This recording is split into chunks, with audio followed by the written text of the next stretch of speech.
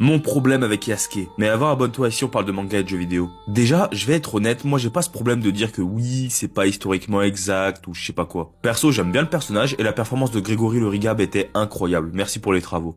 Tu es comme une grenouille dans un puits qui n'a jamais vu la mer.